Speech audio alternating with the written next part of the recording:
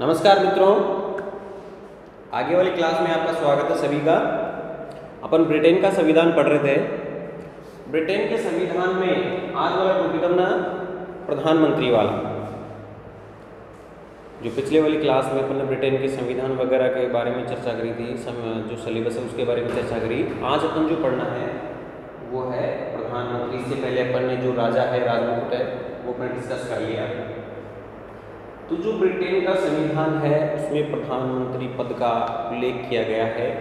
इस प्रकार से अपने भारत में प्रधानमंत्री होता है, उसी प्रकार से ब्रिटेन में भी प्रधानमंत्री का पद है। लगभग जैसे भारत का प्रधानमंत्री जो कार्य करता है, लगभग ब्रिटेन का प्रधानमंत्री भी वही कार्य करता है। थोड़ी बहुत भिन्नता है। तो प्रधानमंत्री के बारे में जो राजनीतिक विचारक है जेनिंग्स, वो क्या कहते हैं कि प्रधानमंत्री को संपूर्ण संविधान की आधारशिला कहना उचित होगा। यानी कि जो प्रधानमंत्री का पद है या प्रधानमंत्री है वो सबसे इम्पोर्टेंट स्थान रखता है, महत्वपूर्ण आधारशिला रखता है। ये बात कह रहा है, कौन कह रहा है? जेनिंग्स। तो जो ब्रिटेन का जो संविधान है वो अलिखित है, इसमें प्रधानमंत्री पद का उल्लेख किया गया है।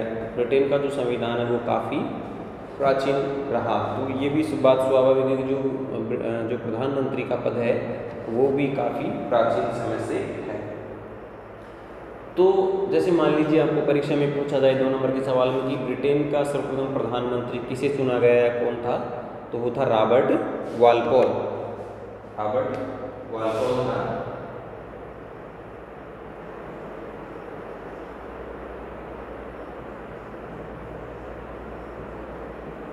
रॉबर्ट वालपोल, इसमें नाम को आप ध्यान में रखें।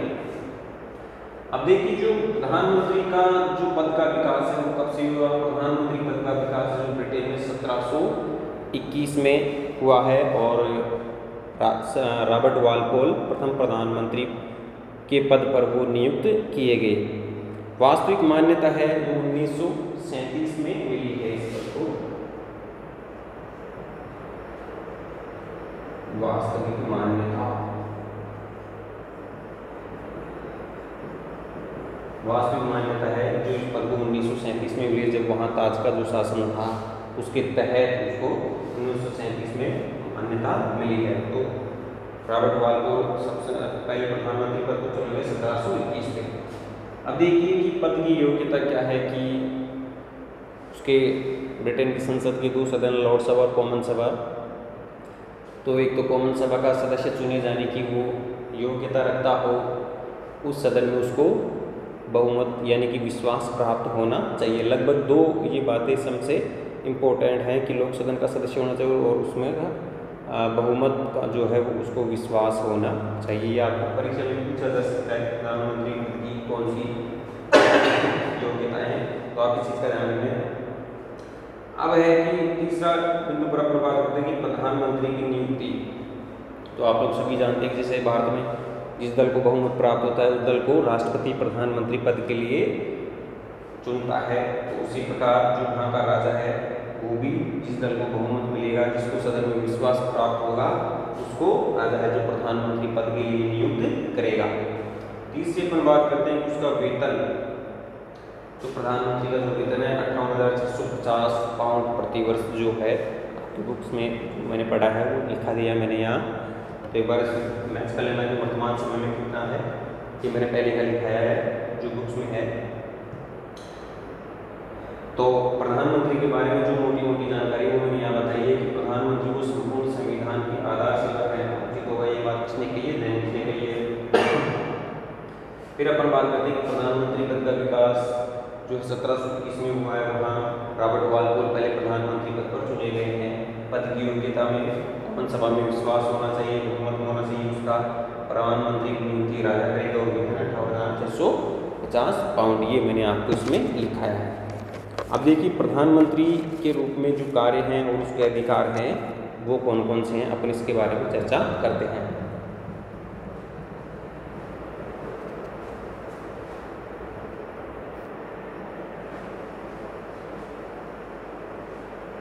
मित्रों, जैसे अपन बात करते हैं कि प्रधानमंत्री के कार्य, अधिकार व शक्तियाँ कौन कौन सी हैं। तो ये मैंने आपको लिखी है कि मंत्रिमंडल के संदर्भ में प्रधानमंत्री के कार्य। सबसे पहले मैंने लाइन लिखी कि जो जिस प्रकार ब्रिटेन का मंत्रिमंडल उसके संदर्भ में प्रधानमंत्री की कौन कौन सी शक्तियाँ, वो लिखी है मैंने यहाँ कि मंत्रिमंडल का निर्माण, विभागों का वितरण, तीसरी है मंत्रिमंडल की बैठकों की अध्यक्षता करना और मंत्रियों की पदोन्नति, पुनर्गठन तथा अंत। जैसे कि क्रांति विचारक हैं प्रोफेसर लास्की, वो क्या कहते हैं कि प्रधानमंत्री मंत्रिमंडल रूपी मेहराब की आधारशिला है, वह इसके निर्माण संचालन में केंद्रीय स्थान रखता है। कौन रखता है? प्रधानमंत्री। तो जैसे मान लीजिए ब्रिटेन के संविधान में, जैसे मान लीजिए आपको बड़ा निबंधात्मक सवाल पूछा जाता है प्रधानमंत्री के संदर्भ में कि प्रधानमंत्री की कौन कौन सी शक्तियाँ, कार्य हैं, तो इसमें मैंने लिखा है कि मंत्रिमंडल का निर्माण, यानी कि जिस प्रकार से ब्रिटेन में चुनाव होते हैं तो नए मंत्रिमंडल का गठन किया जाना है, तो जो जिस दल को बहुमत प्राप्त होता है वो प्रधानमंत्री पद पर नियुक्त किया जाता है। उसके बाद वह अपने मंत्रिमंडल का निर्माण करता है। तो किन किन, जैसे मान लीजिए सांसदों को कौन से पद पर रखना है, किन किन को मंत्री पद पर रखना है, तो इसका निर्माण जो है वो प्रधानमंत्री अपने विवेक से करते हैं। और फिर जैसे मान लीजिए राजा के पास वो सिफारिश भेजते हैं, फिर राजा जो है या सम्राट उनको शपथ दिलाने का कार्य करता है। तो इस प्रकार क्या है कि प्रधानमंत्री जो है अपने मंत्रिमंडल का निर्माण करता है। अपने मंत्रिमंडल में प्रधानमंत्री की बहुत अहम भूमिका होती है। अपने विवेक के अनुसार वह व्यक्तियों को नियुक्त करता है प्रमुख पदों पर, मंत्री पदों पर। तो कहने का तात्पर्य ये है कि प्रधानमंत्री का उस चीज़ में सबसे बड़ा रोल होता है। दूसरी बात मैंने लिखी है कि विभागों का वितरण। विभागों का वितरण, जैसे मान लीजिए अलग अलग विभागों के मंत्री होते हैं, तो ये प्रधानमंत्री पर डिपेंड करता है कि कौन से व्यक्ति को, कौन से मंत्री को कौन सा विभाग आवंटित किया जाना है। तो ये प्रधानमंत्री पर दामदार होता है। तो प्रधानमंत्री का दूसरा जो शक्ति अधिकार है विभागों का वितरण, वो अपनी मर्जी से ही व्यक्ति को जो है सांसदों को विभागों का वितरण करता है। तीसरा मैंने लिखा है कि मंत्रिमंडल की बैठकों की अध्यक्षता, जैसे मान लीजिए बहुमत सभा में जो भी बैठकें होती हैं उनकी अध्यक्षता कौन करेगा? वहाँ प्रधानमंत्री करेगा। नंबर 4 मैंने लिखा है कि मंत्रियों की पदोन्नति, पुनर्गठन तथा, जैसे मंत्रियों की पदोन्नति, किसी मंत्री को पद से हटाया जाना है या उससे इस्तीफा लेना है, कि कौन कौन करेगा? प्रधानमंत्री। पुनर्गठन, जैसे मान लीजिए मंत्रिमंडल का विस्तार करना है, वो कम करना है, तो ये सब प्रधानमंत्री करेगा। उसका अंत करना है तो ये सब प्रधानमंत्री की सिफारिश से होते हैं। तो मंत्रिमंडल के जो संदर्भ में है ये 3-4 बातें जो है वो प्रधानमंत्री के लिए इम्पोर्टेंट होती हैं। प्रधानमंत्री के संदर्भ में जैसे मैंने लिखा है कि मंत्रिमंडल का निर्माण, विभागों का वितरण, मंत्रिमंडल की बैठकों की अध्यक्षता, मंत्रियों की पदोन्नति तथा पुनर्गठन। तो ये जो बात मैंने लिखी है वो मैंने मंत्रिमंडल के संदर्भ में यहाँ लिखी है। अब जैसे देखिए आगे कौन कौन से उसके शक्तियाँ जो अधिकार हैं।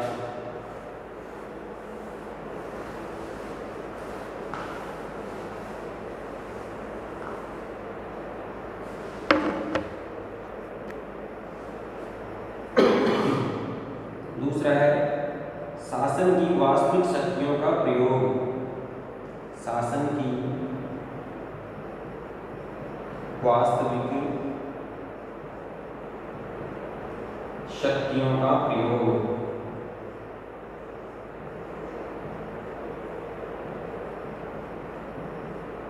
नंबर 3 है राजा व मंत्री मंडल के बीच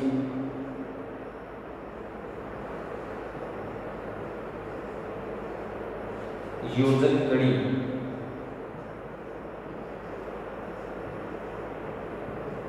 यानी कि राजा और मंत्रिमंडल के जो उनको जोड़ने का जो कार्य करता है वो कौन करेगा? एक प्रधानमंत्री ही करेगा। नंबर 4 है लोक सदन का नेतृत्व।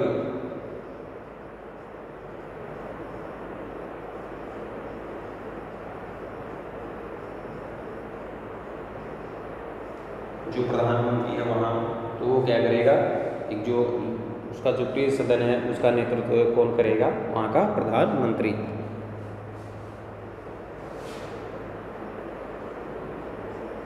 विदेश नीति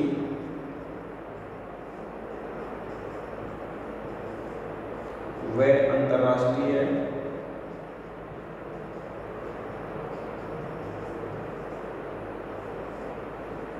सम्मेलनों की अध्यक्षता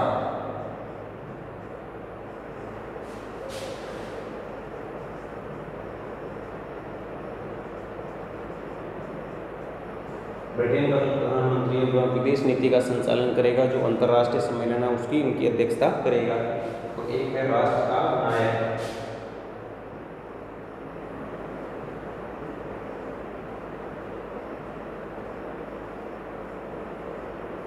के रूप में भूमिका। अब जैसे मान लीजिए यहाँ पर बात करते हैं कि अभी अपन ने पढ़ा प्रधानमंत्री के कार्य अधिकार और शक्तियाँ, जैसे अभी इससे पहले मैंने लिखा कि मंत्रिमंडल के रूप में वो कौन कौन से कार्य करता है।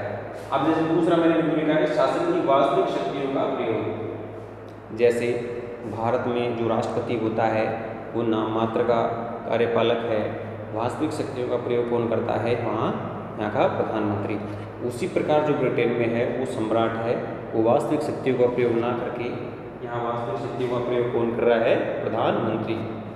यानी कि पूरे देश में जो जितने भी प्रमुख कार्य हो रहे हैं, चाहे प्रशासन से संबंधित हो रहे हैं, चाहे विदेश नीति से संबंधित हो, चाहे अंतर्राष्ट्रीय कुछ भी मान लीजिए आंतरिक, तो वो उन वास्तविक शक्तियों का प्रयोग प्रधानमंत्री अपनी मंत्रिमंडल के माध्यम से, अपने प्रशासन के, अपने निजी सहयोगियों के माध्यम से वो वास्तविक शक्तियों का प्रयोग करता है। तो ये आपका 2 नंबर का बिंदु है कि शासन की वास्तविक शक्तियों का प्रयोग कौन कर रहा है? यहाँ प्रधानमंत्री। तीसरा मैंने बिंदु लिखा है कि राजा व मंत्रिमंडल के बीच योजित कड़ी, यानी कि जैसे मान लीजिए वहाँ का सम्राट है या मंत्रिमंडल ने कौन सा कार्य किया है, कौन सा निर्णय लिया है, तो मंत्रिमंडल के संदर्भ में जो जानकारी है वो राजा तक एक प्रधानमंत्री ही पहुँचाएगा। इस प्रकार राजा और मंत्रिमंडल को जोड़ने का कार्य यहाँ कौन कर रहा है? वहाँ का प्रधानमंत्री। राजा और मंत्रिमंडल के बीच समन्वय तालमेल बिठाने का कार्य यहाँ कौन करेगा? प्रधानमंत्री। नंबर 4 मैंने लिखा है कि लोक सदन का नेतृत्व, यानी कि जिस सदन से वो आ रहा है उस सदन का नेतृत्व प्रधानमंत्री करेगा। यानी कि जो कॉमन सभा है उसको जनता का सदन कहा गया है, लोकप्रिय सदन कहा गया है, तो उस सदन का नेतृत्व वो कौन करेगा? प्रधानमंत्री, क्योंकि उस सदन में उसको विश्वास प्राप्त है। 5वां बिंदु मैंने लिखा कि विदेश नीति में अंतर्राष्ट्रीय सम्मेलनों की अध्यक्षता, यानी कि विदेश नीति में कौन सा निर्णय लिया जाना है, क्या किया जाना है, कौन से देश के साथ कौन सा व्यापार हो रहा है, कौन सी नीति अपनाई जानी है, अंतर्राष्ट्रीय जितने भी सम्मेलन और उन सम्मेलनों की अध्यक्षता अधिकांशतः यहाँ प्रधानमंत्री खुद स्वयं ही करते हैं। तो ये कार्य भी प्रधानमंत्री का मोस्ट इम्पोर्टेंट कार्य माना गया है। एक बिंदु मैंने लिखा कि राष्ट्र के नायक के रूप में भूमिका, यानी कि राष्ट्र का जो प्रमुख व्यक्ति है, प्रमुख व्यक्ति माना गया है प्रधानमंत्री को, क्योंकि जितने भी राष्ट्र के नाम से प्रमुख कार्य होते हैं उनमें प्रधानमंत्री की कहीं ना कहीं सीधी भूमिका होती है।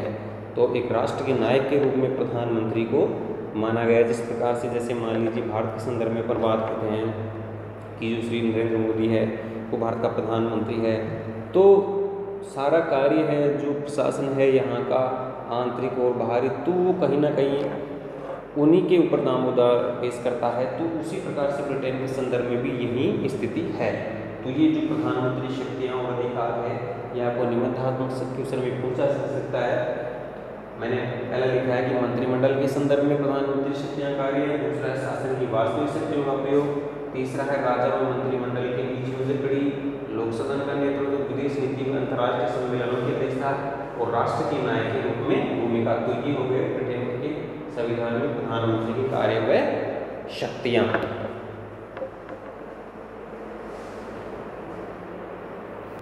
हाँ साथियों, तो ब्रिटेन की जो प्रधानमंत्री है उसकी शक्तियाँ और अधिकार के बाद बात आती है कि क्या ब्रिटिश जो प्रधानमंत्री है वो एक तानाशाह भी हो सकता है, क्योंकि ब्रिटेन का जो प्रधानमंत्री है उसके पास काफ़ी सारी शक्तियाँ हैं, वास्तविक शासन शक्ति का वो जो है वो प्रयोग कर रहा है। तो जैसे मान लीजिए आपसे परीक्षा में पूछा जाए 5 नंबर के सवाल में, तो इस चीज़ का आप ध्यान रखें कि क्या ब्रिटिश प्रधानमंत्री एक तानाशाह है। तो तानाशाह तो वो किस प्रकार से हो सकता है और तानाशाह किस प्रकार से नहीं हो सकता, ये दोनों ही बात आपको इसमें लिखनी है। तो मैंने बोर्ड पर जो ये बात लिखी है कि वो तानाशाह किस प्रकार से हो सकता है। तो मैंने पहली बात यह लिखी है कि प्रधानमंत्री द्वारा वास्तविक शक्तियों का प्रयोग, यानी कि ब्रिटेन के संविधान में अगर अपन पढ़ते हैं तो जो शासन की शक्तियाँ हैं उनका वास्तविक प्रयोग प्रधानमंत्री ही करता है। भारत के संदर्भ में भी यही बात है। तो जैसे प्रधानमंत्री सर्वे सर्वा है, शासन की शक्तियों का प्रयोग वो कर रहा है अपने मंत्रियों के माध्यम से, अपने प्रशासकों के माध्यम से, तो वो तानाशाह हो सकता है वास्तविक शक्तियों के प्रयोग के कारण। दूसरी बात मैंने लिखी कि संसद की विधायी व सर्वशक्ति पर जो है प्रधानमंत्री का अधिकार, यानी कि जो संसद की जो विधायी शक्ति है, यानी कि विधेयकों से संदर्भ में, कानून निर्माण के संदर्भ में उसको सर्वे सर्वा स्थिति प्राप्त होती है, और जो सर्वशक्ति उस पर जो प्रधानमंत्री का वो अधिकार माना गया है, क्योंकि शासन की वास्तविक शक्तियों का प्रयोग वो कर रहा है। तो इस प्रकार से ये दो बिंदु हैं जो जिस प्रकार से वो तानाशाह को दर्शाते हैं कि ब्रिटिश प्रधानमंत्री तानाशाह का रूप ले सकता है। तो अब इसके आगे अपन बात करते हैं कि तानाशाह नहीं हो सकता, तो वो किन कारणों से नहीं हो सकता, ये भी अपन देखें। तानाशाह नहीं, ठीक है। तो तानाशाह किस प्रकार से नहीं है, तो ये बिंदु मैंने लिखे 3 बिंदु कि स्वयं के राजनीतिक दल का नियंत्रण, लोक सदन का नियंत्रण और जनमत का नियंत्रण। ये मैंने 3 कारण यहाँ लिखे हैं कि ब्रिटिश जो प्रधानमंत्री है बोरिस जॉनसन, इस समय वर्तमान में ब्रिटेन के प्रधानमंत्री बोरिस जो है स्वयं के राजनीतिक दल का नियंत्रण, जनमत का नियंत्रण, लोकमत का जो नियंत्रण है वो ब्रिटिश प्रधानमंत्री पर रखा गया है। बोरिस जॉनसन जो हैं इस समय ब्रिटेन के प्रधानमंत्री हैं। तो स्वयं की राजनीतिक दल का नियंत्रण, यानी कि जिस राजनीतिक दल से वो बिलोंग करता है, कौन से दल से है, उस राजनीतिक दल का भी उस पर नियंत्रण रहता है। लोक सदन का नियंत्रण, यानी कि जिस सदन से वो आ रहा है, कॉमन सभा से जैसे मान लीजिए, तो कॉमन सभा में उस दल के अलावा अन्य दलों के सदस्य भी होते हैं, विपक्ष के दल के भी हैं, तो वो उस पर नियंत्रण, लगातार नियंत्रण बनाए रखते हैं। और तीसरा है जनमत का नियंत्रण, यानी कि जनता का भी एक तरह से नियंत्रण है कि मान लीजिए प्रधानमंत्री एक तानाशाह का रूप है, मनमर्जी से कानून पास कर रहा है या मनमर्जी से शासन कर रहा है, जनता के हितों की पालना नहीं कर रहा, तो जनमत का जो है नियंत्रण है वो भी जो है उस पर लगातार नियंत्रण की स्थिति है। क्योंकि उसकी शिकायतें जिस प्रकार से सम्राट के पास जाएंगी, तो कहीं ना कहीं जो प्रधानमंत्री है उसको काफ़ी समस्याओं का सामना उस जगह करना ही पड़ेगा। तो लगभग जो ब्रिटेन का जो प्रधानमंत्री है वो तानाशाह का रूप वो नहीं ले सकता। तो ये आपको 5 नंबर में पूछा जा सकता है कि जो ब्रिटेन का जो प्रधानमंत्री है वो वास्तव में तानाशाह है या नहीं। तो ये जो 2 बिंदु मैंने यहाँ लिखे हैं वो आपको लिखने हैं। तो इसके साथ में ये जो प्रधानमंत्री शक्तियाँ हैं, तानाशाही, ये वाली स्थिति अपन ने चर्चा करी। जो आगे वाला जो टॉपिक है वो अपन आगे वाले क्लास में चर्चा करेंगे मित्रों। धन्यवाद।